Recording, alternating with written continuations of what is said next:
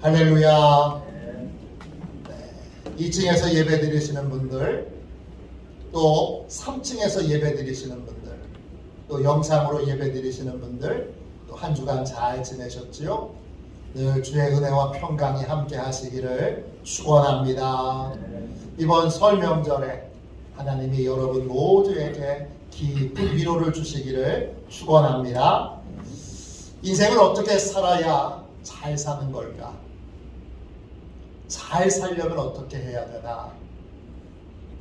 이것을 1월부터 3월까지 혼돈의 해독제라는 주제로 같이 은혜 나누고 있습니다. 오늘 5번째 시간 같이 나눌 말씀의 제목은 왜 좁은 문으로 들어가야 하는가 입니다. 제가 소제목을 하나 더 붙였습니다. 왜 예수 믿으면 복을 받는가? 이게 제목입니다. 전도할 때 종종 이런 말을 사용하게 됩니다. 예수 믿으면 복을 받습니다. 예수 믿으면 복을 받습니다. 여러분, 이 말이 맞습니까? 예수 믿으면 왜 복을 받지요? 예수 믿으면 복 받습니다. 그렇게 얘기를 하는데 실제로 왜 복을 받고 어떻게 복을 받는지는 설명을 못합니다. 한 번도 이 부분에 대해서 깊이 생각해 보지 않았습니다. 예수 믿으면 왜 복을 받지요? 예수 믿으면 복 받는 거 맞나요? 그럼요. 틀림없이 복을 받습니다. 공부를 못해도 예수 믿으면 복을 받습니다. 여러 형편과 처지가 어려워도 삶에 많은 난관이 있어도 심지어는 몸에 장애를 가지고 있어도 예수 믿으면 복을 받습니다. 왜 복을 받습니까? 하나님이 복 주시니까요. 하나님이 주시는 복은 어떤 것입니까? 하나님이 주시는 복은 무형의 복입니다. 형태가 없는 복이에요. 손에 만져지지 않는 복입니다. 그런데 그 복을 믿음으로 잡고 믿음의 삶을 살게 되면 무형의 복이 여러분 유형의 복으로 바뀝니다. 형태가 있는 복, 손에 잡히는 복, 눈에 보이는 복으로 그 복이 변화됩니다. 그래서 믿음의 삶을 사는 것이 중요한데 믿음의 삶을 살면 무형의 복이 유형의 복으로 바뀝니다. 여기 계신 분들은 다 그런 은혜를 체험하셨을 겁니다. 그런데 이 복을 받으려면 예수님을 진짜 믿어야 합니다. 예수 믿는 것처럼 흉내내서는 안 됩니다. 흉내내는 사람은 이 복을 못 받습니다. 왜 못 받는지는 이제 말씀을 같이 쭉 들으시면 그렇구나 이해가 되실 겁니다. 예수 믿는 것처럼 흉내만 내고 진짜 예수 믿지 않으면 이 복은 받을 수 없습니다. 목사로서 제일 안타까운 사람은 누구냐 하면 늘 흉내만 내는 사람이에요. 기도하는 흉내, 예배드리는 흉내, 순종하는 흉내, 흉내만 내요.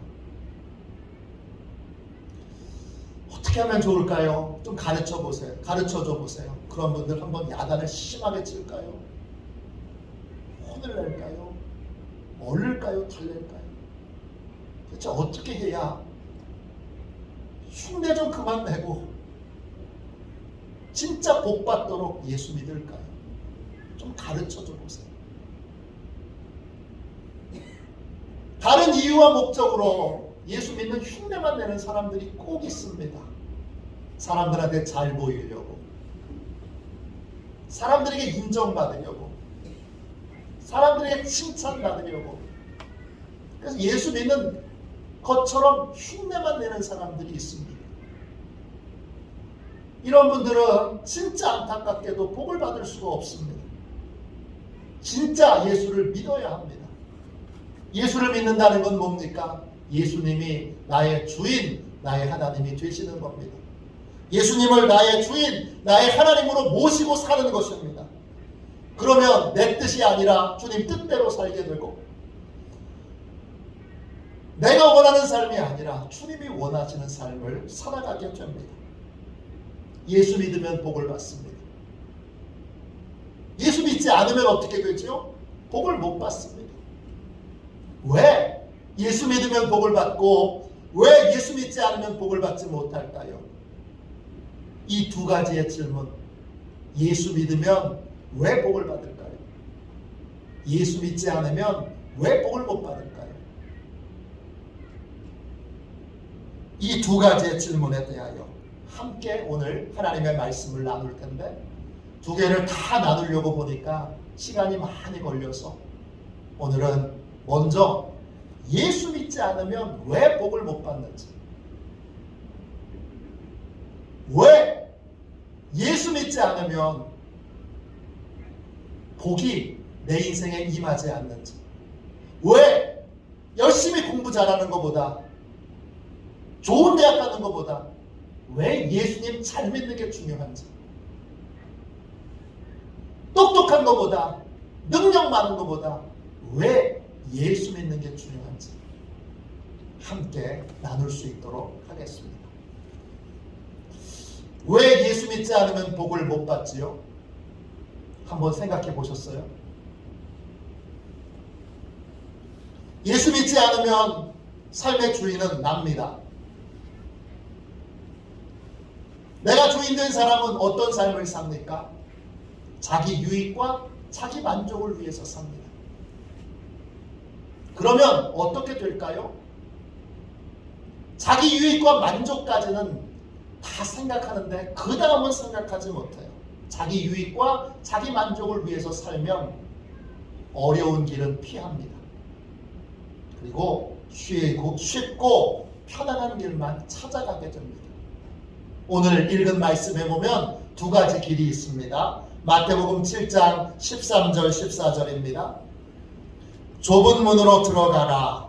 멸망으로 인도하는 문은 크고 그 길이 넓어 그리로 들어가는 자가 많고, 생명으로 인도하는 문은 좁고 길이 협착하여 찾는 자가 적음이라. 두 개의 길이 있습니다. 하나의 길은 좁은 문으로 들어가는 길입니다. 다른 길은 넓은 문으로 들어가는 길입니다. 좁은 문으로 들어가는 길은 좁고 협착하여 찾는 사람이 적습니다. 넓은 문으로 들어가는 길은 크고 넓어 찾는 사람이 많습니다.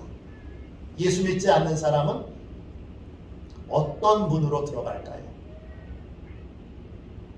좁은 문으로 들어갈까요? 넓은 문으로 들어갈까요? 좁은 길로 갈까요? 넓은 길로 갈까요?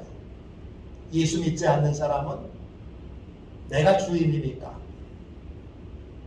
언제든지 넓은 길을 택합니다. 왜 넓은 길을 택합니까? 쉬우니까, 편하니까. 내가 주인 된 사람의 핵심 가치는 얼마나 편하냐, 얼마나 쉬우냐입니다. 자기가 주인 된 사람은 언제나 쉬운 길, 좋은 길, 편안한 길만 택합니다. 자기 마음대로 사는 사람은 언제나 어려운 길, 힘든 길, 고통스러운 길은 피합니다. 2003년도 저는 큰 교회 부목사였습니다. 당시 담임 목사님은 감리교 감독 회장님이셨습니다.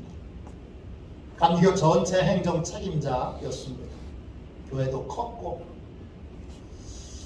또 많은 성도들도 있고, 저는 부목사를 마치면 적당하게 큰 교회, 적당한 교회 담임 목사로 갈 소망을 가지고 있었습니다. 그래서 부족하지만 부목사 시절에 열심히 했고 또 책도 3권을 썼습니다. 그 책은 다 신문에 여러 번 광고도 냈고 또 그것 덕분에 부목사였지만 청소년 집회를 비롯한 부흥에도 꽤 많이 다녔습니다. 그 당시 제 인생에 교회를 개척한다는 건 한 번도 상상해 본 적이 없습니다. 2003년도부터 그런데 하나님이 갑자기 기도만 하면 이런 말씀을 주십니다. 이제 나를 믿고 물에 뛰어들어라. 제가 처음 쓴 책이 요나의 기도입니다. 요나서를 보면 요나가 불순종에서 도망치다가 풍랑을 만납니다. 회개하는 마음으로 풍랑을 치는 바닷속으로 자기를 던지라고 합니다. 하나님이 그 장면을 연상시키는 말씀을 제게 주셨습니다. 나를 믿고 물에 뛰어들어라. 저는 이 말이 무슨 뜻인 줄 금방 알았습니다. 그 말은 교회를 개척하라는 것입니다. 다 갖춰진 교회, 성도들이 있는 교회를 가길 원했는데 하나님은 교인 하나도 없는 교회, 상가에 있는 월세 내는 교회, 우리 두 부부로부터 새롭게 교회를 시작하라고 말씀하셨습니다. 한 번만 말씀하신 것이 아닙니다. 기도만 하면 그 음성을 들려주십니다. 다른 기도는 못하도록 나를 믿고 물속에 뛰어들어라 하십니다. 제가 하나님께 조심스럽게 싫어요. 목사가 교회 개척하기 싫다 그러면 그건 말도 안 되는 일이니까 크게 얘기 못하고 속으로 작게 싫어요. 좀 봐주세요. 그렇습니다. 그런데 하나님은 단호하셨습니다. 얼마나 괴롭고 힘든 순간이었는지 모릅니다. 그러나 하나님을 안 믿는다면 모르지만 하나님을 믿는 이상 다른 길이 없었습니다. 결국 교회를 개척하게 되었습니다. 만일 제 인생의 주인이 저였다면 저는 교회 개척은 하지 않았을 겁니다. 왜? 어려운 일이니까. 힘든 일이니까. 그러나 주님이 제 인생의 주인이시고 저는 주님의 종이기 때문에 결국 교회를 개척하게 됐고 7년 동안을 교회 개척해서 많은 것을 경험하고 배우게 됐습니다. 돌이켜보면 30대에 교회를 개척했던 그 경험이 제 인생과 목회에 얼마나 큰 자양분이 되었는지 모릅니다. 지금도 제 목회를 버티게 만들어주는 힘입니다. 예수 믿는 사람은 때때로 내가 정말 하기 싫은 일도 하게 됩니다. 왜? 내가 주인이 아니니까. 가기 싫은 길도 가게 됩니다. 만나기 싫은 사람도 만납니다. 내가 주인이 아니고 예수님이 주인이시기 때문입니다. 그렇게 순종하고 나면 주님이 왜 그런 말씀을, 이 힘든 얘기를, 이 하기 싫은 걸 하게 하셨나 나중에 알게 됩니다. 무엇 때문입니까? 나의 유익 때문입니다.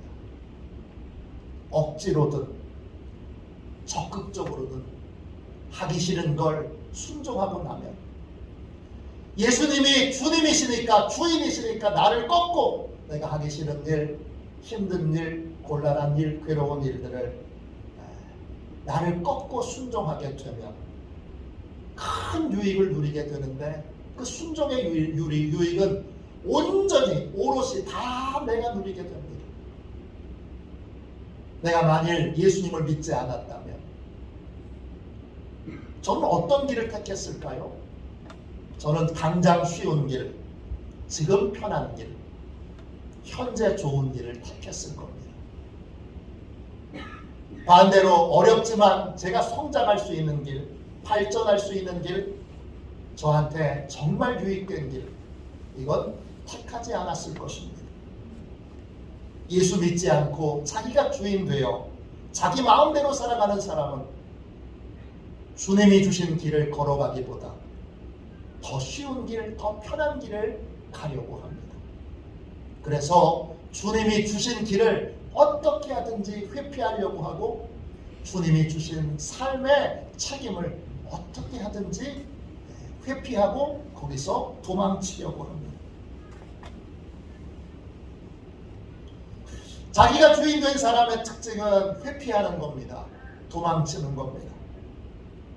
그리고 주어진 삶을 걸어갈 때는 어떻게 하든지 회피할 핑계를 대기 위하여 원망하고 불평하고 탓하는 삶을 살게 됩니다.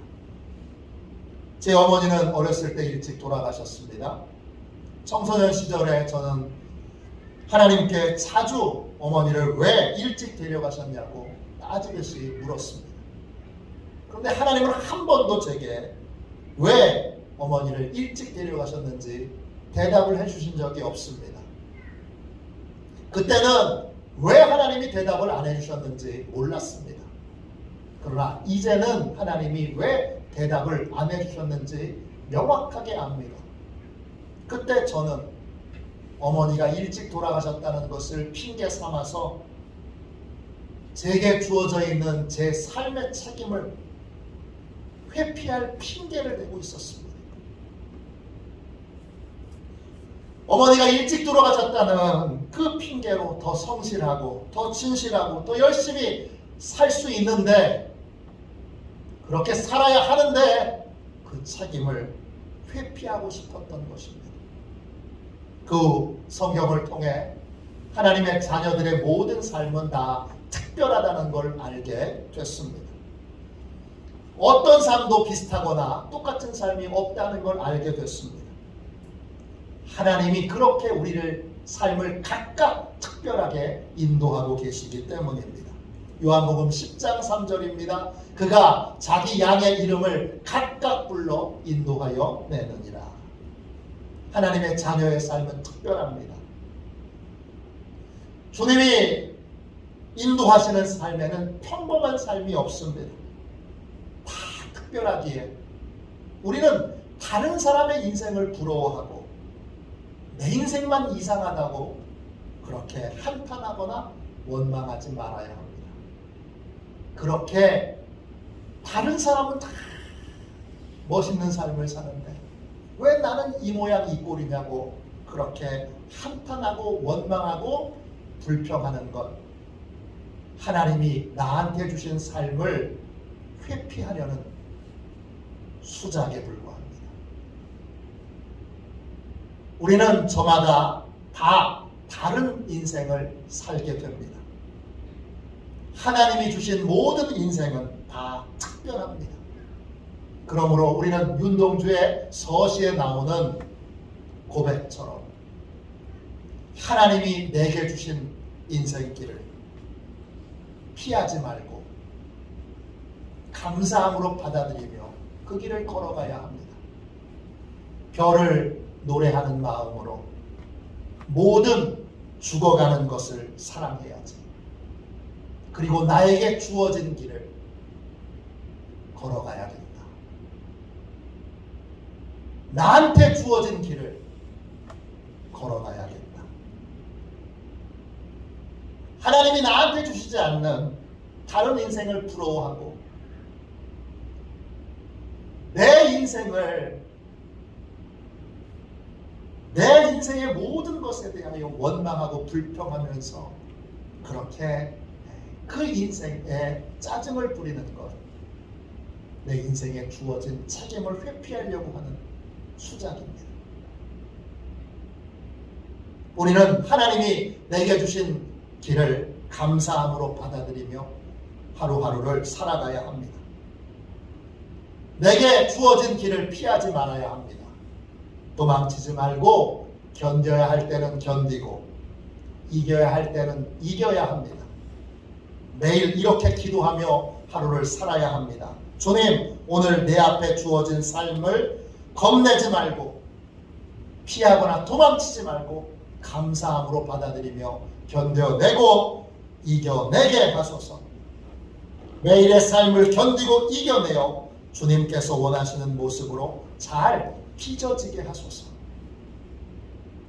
예수님을 믿지 않고 자기가 주인 된 사람은 자기 마음대로 살면서 이런저런 핑계를 대며 자신에게 주어진 삶의 책임을 회피하려고 합니다. 어떻게 하든지 자신의 삶에서 도망쳐서 더 쉬운 길, 더 편한 길을 가려다가 결국 하나님이 우리 인생에 주신 복과 은혜를 받지도 누리지도 못합니다. 예수 믿지 않고 자기가 주인 되어 자기 마음대로 살아가는 사람은 늘 넓은 길을 택하게 됩니다. 이게 왜 문제일까요?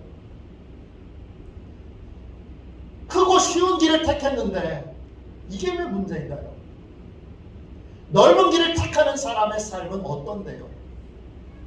넓은 길로 가는 사람에게는 세 가지의 특징이 있습니다. 첫 번째, 이런 사람은 늘 원망과 불평이 끊이지 않습니다. 어떻게 하든지 책임을 회피하려고 들기 때문에 늘 남 탓하는 삶을 삽니다. 부모 탓하고 환경 탓하고 상황 탓하고 세상 탓합니다. 자신이 실패하고 어려움을 겪은 건 그 사람 때문이고 세상이 불공정하기 때문이고 기타 등등 이렇게 끊임없이 다른 사람의 탓을 합니다. 또 죄 용서함을 받지 못했기에 끊임없이 자기를 멸시합니다. 자기 멸시는 가족 멸시로 이어지고 배우자 멸시로 이어지고 자녀들 멸시로 이어집니다. 그리고 자기 멸시마저도 삶에 주어져 있는 책임을 회피하는 수단으로 사용합니다. 나는 더 나은 삶을 살 자격이 없어.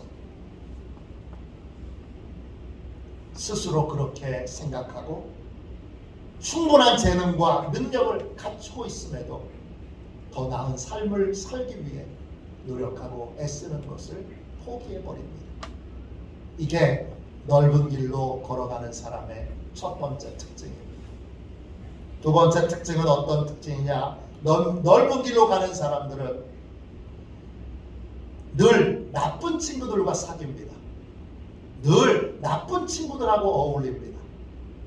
자기가 주인 되어 살아가는 사람의 특징 중에 하나는 발전할 수 있는 좋은 친구들과 사귀지 않고 늘 문제가 많은 친구들과 어울려 지낸다는 것입니다. 심리학 용어 중에 반복 강박이라는 말이 있습니다. 반복 강박 무슨 뜻이냐? 같은 실수를 계속 반복한다는 것입니다.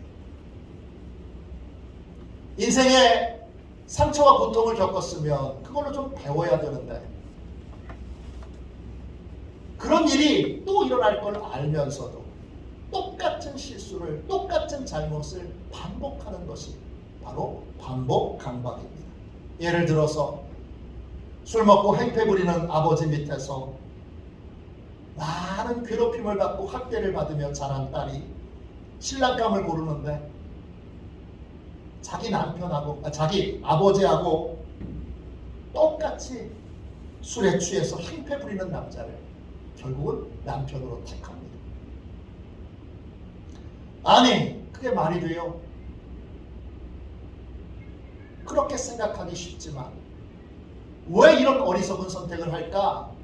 어리둥절하지만 이 딸은 따뜻한 가정에서 자라본 경험이 없습니다.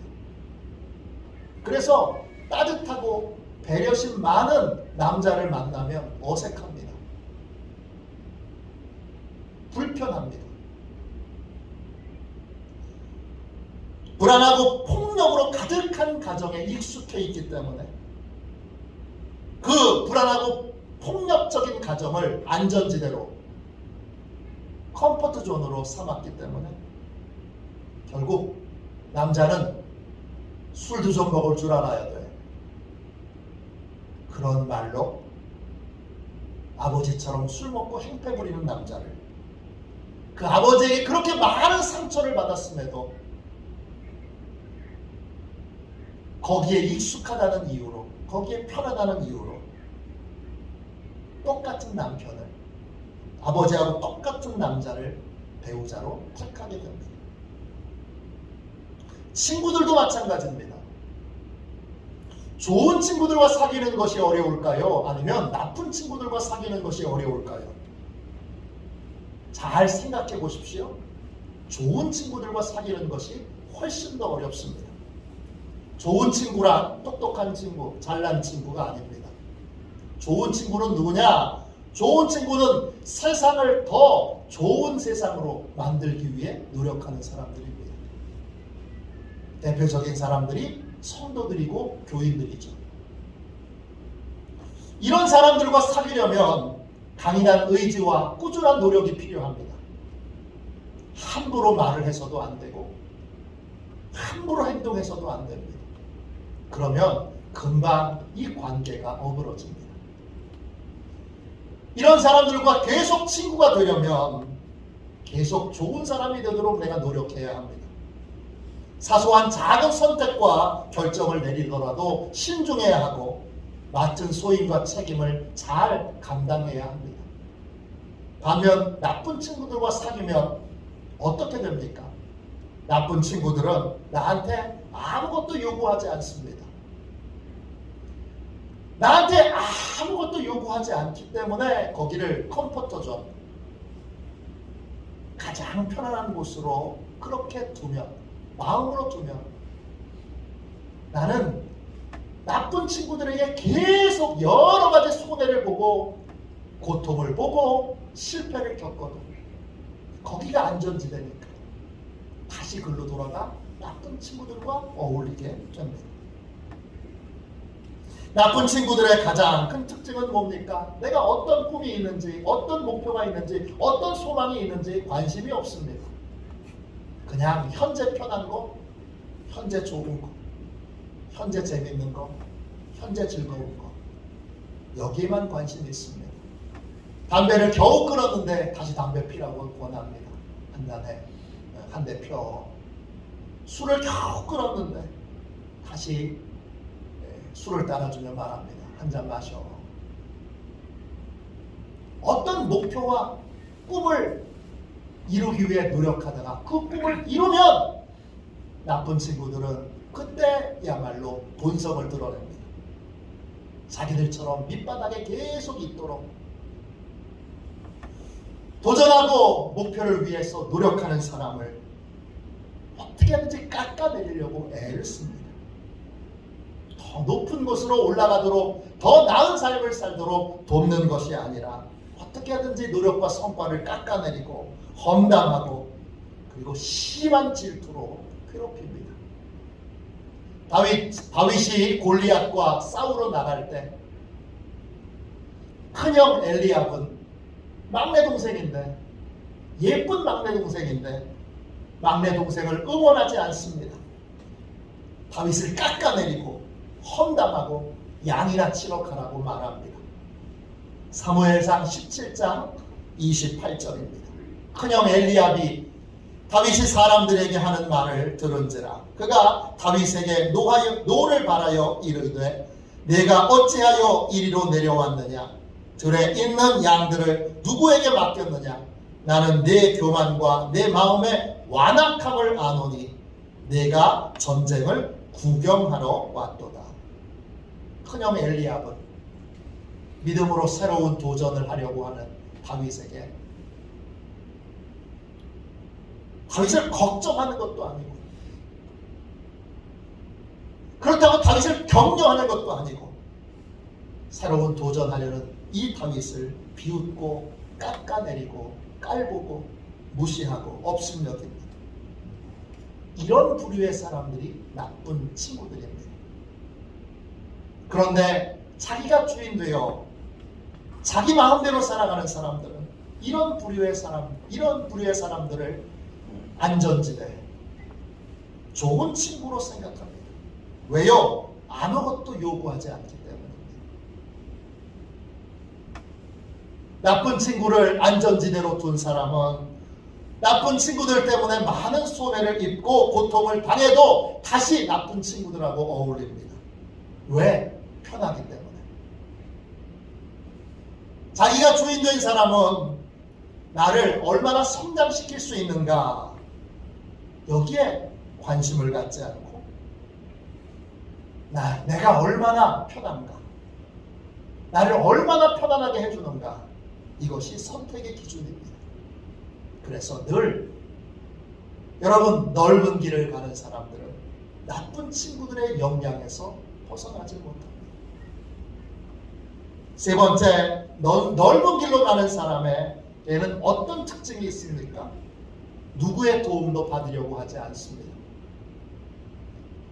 예수 믿지 않고 자기가 주인 되어 자기 마음대로 살아가는 사람은 누구의 도움도 받지 않습니다.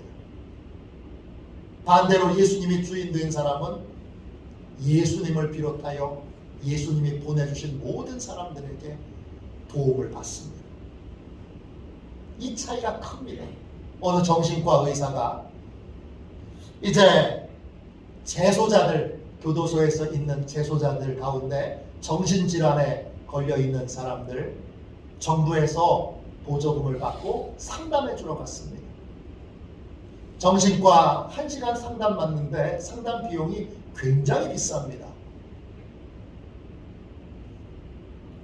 그런데 그걸 다 정부에서 대주고 정말 귀한 상담을 받게 됐는데 성과가 거의 없습니다. 왜 없느냐? 대부분의 재소자들은 정신과 의사의 도움을 받고 싶지 않습니다. 받는 걸 거절합니다. 인간 중심의 심리학을 시작했던 유명한 심리학자 칼 로저스는 이런 말을 했습니다. 도움을 구하는 사람이 개선을 원하지 않을 때 치유적 관계를 시작한다는 게 불가능하다. 도와주세요. 그러는데 나는 안 바꾸려고 해요. 나는 변화되려고 하는 마음이 1도 없어요. 그러면 치유의 관계가 맺어질 수 없다는 거예요. 그건 정신과 의사와 환자의 관계만 그런 게 아니라 주님과 우리의 관계도 그렇고 목사와 성도의 관계도 그렇습니다. 예수 믿지 않고 자기중심적인 사람은 그렇기 때문에 도와주세요. 그런데 그 도움은 맨날 돈 주세요. 뭐 해주세요. 이런 도움이지. 자기를 바꾸려는 도움, 자기를 개선하려는 도움은 다 거절합니다. 사람의 도움도 거절하고 하나님의 도움도 거절합니다. 제게 외사촌 여동생이 있습니다. 이 여동생은 영국의 브루더호프 공동체의 한국인 최초 정회원입니다.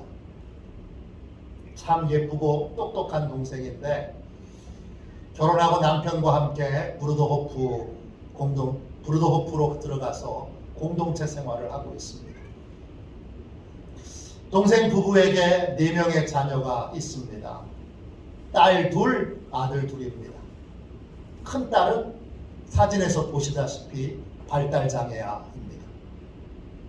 셋째 딸도 역시 발달장애아입니다. 이제 다 아가씨들이 됐는데 장애를 가진 2 딸을 키우기 위해 제 여동생이 하나님 앞에 많은 눈물의 기도를 드렸습니다. 최근에 브루더호프에서 나온 잡지에 제 동생 가족의 이야기가 실렸습니다. 특집으로 실렸는데 장애를 가진 자녀를 키우는 가족 이야기가 특집의 내용입니다. 그래서 제 동생 가족의 이야기도 실렸습니다. 공동체 안에서 장애를 가진 2 딸을 키우는 건 결코 쉬운 일은 아니지요. 공동체 안에서 보살핌을 받으면서 2 딸들은 느리지만 행복하게 살고 있습니다. 그런데 그 공동체 안에서 장애를 가진 2 딸을 키우는데 제일 어려운 점은 뭐냐 하면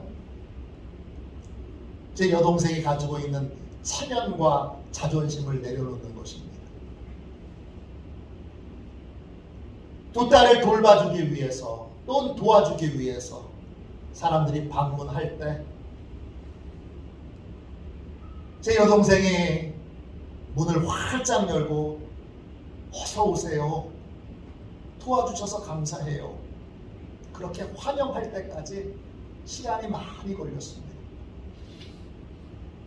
활기찬 젊은 아가씨가 두 딸을 도와주기 위해 집을 방문하면 제 여동생은 늘 이렇게 얘기했습니다. 우리 집은 괜찮아요.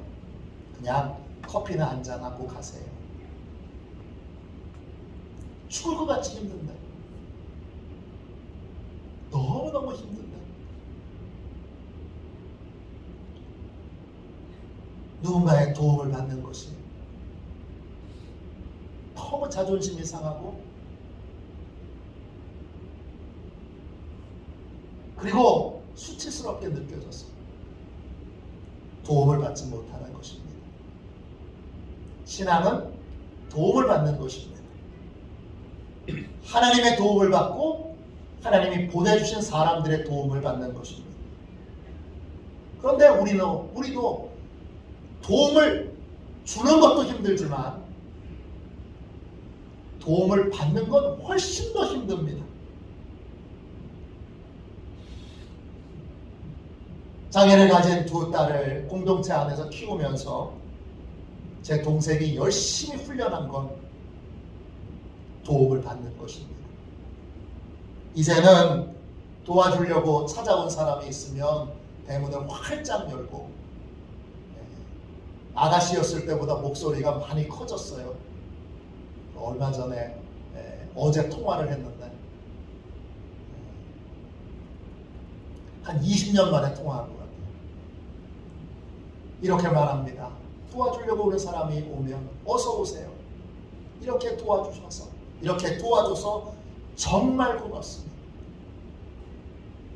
동생이 고백합니다. 이렇게 말할 때까지 많은 은혜가 필요했습니다. 동생은 믿음으로 사는 신앙 공동체 안에서 감사함으로 도움을 받는 법을 배우기 위해 오랜 시간을 훈련받아야 했습니다. 신앙은 도움을 받는 것입니다. 도움을 받는 건 누구나 할 수 있지요. 그러나 생각처럼 쉽지는 않습니다. 하나님의 도움을 받고 하나님이 보내주신 사람들의 도움을 받으려면 우리는 어린아이들에게 진심으로 배워야 합니다. 어린아이들은 도움받는 걸 당연히 여깁니다. 그런데 어른이 되면 도움받는 게 어렵습니다. 왜 어렵습니까? 도움을 받으려면 나의 무기력함을 드러내야 하기 때문입니다. 어린아이는 아무 부끄러움이나 주저함 없이 자신의 무력함을 드러냅니다. 그러나 어른이 되면 체면, 자존심 때문에 자신의 무력함을 드러내는 걸 창피스럽게 여기고 수치스럽게 생각합니다. 그러나 믿음은 하나님 앞에서 무력함을 드러내는 것입니다. 십자가에 달리신 주님이 마르고 앙상한 몸을 그대로 다 드러내신 것처럼 우리도 우리의 무력함과 부끄러움을 하나님 앞에서 인정하고 다 드러내야 합니다. 그러면 하나님의 도우심을 구할 수 있는 기도의 용기를 갖게 됩니다. 그러면 하나님 앞에서 통곡하고 울 수 있게 됩니다. 신앙은 나의 무기력함을 인정하고 겸손히 하나님의 도움을 받는 것이고, 하나님이 보내주신 사람의 도움을 받는 것이고, 교회의 도움을 받는 것이고, 목사의 도움을 받는 것이고, 또 다른 성도들의 도움을 받는 것입니다. 그런데 자기가 주인 된 사람은 자기의 연약함을 드러내지 못합니다.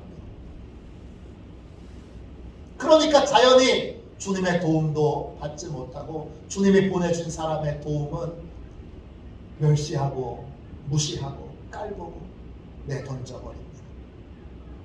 그렇게 도움을 받지 못하고 살다가 실패의 길로, 멸망의 길로 걸어가는 것이 바로 넓은 길로 가는 사람의 모습입니다. 예수 믿으면 복을 받습니다. 예수 믿지 않으면 복을 받지 못합니다. 예수님 믿으면 예수님이 주인 되시기 때문에 싫어도 나중에 유익된 것을 위하여 그 길을 억지로라도 끌려서라도 갑니다. 그러나 예수님이 주인 되시지 않으면, 여전히 내가 주인이면 아무리 큰 유익이 있는 길이라도 당장 힘들고 당장 어려우면 회피하고 도망칩니다. 여러분, 이제 회피하지 마십시오. 이제 도망치지 마십시오. 자기가 주인 되어 살아가는 사람은 자기 인생에 놓여있는 모든 책임에 대하여 어떻게든지 회피하려고 하고 늘 탓하고 원망하고 불평합니다. 늘 같은 잘못을 반복하고 늘 잘못된 선택과 결정을 내립니다. 누구의 도움도 받지 못합니다. 결국 실패와 후회가 남는 길로 걸어가게 되고 결국 주님의 도움도 받지 못해서 멸망의 길에 들어가게 됩니다. 우리가 은혜를 입고 복을 받는 길은 하나밖에 없습니다. 예수님을 잘 믿는 것입니다. 예수님이 주인 되신 삶을, 예수님이 싫어하시는 길을 가지 않는 것입니다. 예수님이 인도하시는 대로 따라가는 것입니다. 그거 다 주님의 도움을 받는 것입니다. 그러면 이 땅에서도 복을 받고 천국에서도 복을 누리는 삶을 살게 됩니다. 예수 잘 믿는 게 오늘날 교회가 타락해서 예수 잘 믿는 것보다 출세하는 게 더 좋은 걸로, 예수 잘 믿는 것보다 공부 잘하는 게 더 좋은 걸로, 예수 잘 믿는 것보다 돈 잘 버는 게 좋은 걸로, 그렇게 이 거짓된 복음을 가르쳤는데 여러분, 정신을 다시 차리고 각성하여 예수 잘 믿는 게 지식을 많이 갖고 성공하고 자격증 많이 따고 좋은데 시집가고 장가가고 좋은데 취직하는 것보다 훨씬 더 중요합니다. 예수님만 잘 믿으면 아무것도 없어도, 배운 것도 없고 능력도 없어도 주님이 인도해 가시는 그 길에 순간순간 주님이 맡겨주신 책임을 피하지 않기에, 늘 책임을 다하는 삶을 살기에, 좁은 길로 걸어가야 할 때 도망가지 않기에 결국 하나님이 우리 인생에 마련해 놓으신, 예비해 놓으신 은혜와 복을 누리게 됩니다. 예수님을 잘 믿어 하나님께 주신 삶의 책임을 다하며 늘 순수한 마음으로 변화되고 성장하는 복된 하나님의 사람들이 다 되시기를, 환경과 상황을 초월하여 어떤 자리에서든지 하나님의 복을 받는 복된 인생이 되시기를 주님의 이름으로 축원합니다. 우리 함께 찬송가 521장 우리 찬양하고 좁은 길로 걸어가는 인생, 예수님이 주인 되신 삶을 사는 것이 좁은 길로 걸어가는 인생입니다. 주님의 도움을 받는 인생, 주님이 이끌어 가시는 대로 순종하는 인생, 그래서 주님이 예비해 놓으신 복과 은혜를 누리는 인생 살도록 우리 한번 뜨겁게 기도합시다. 찬양하겠습니다. 1절만 한번 찬양하겠습니다.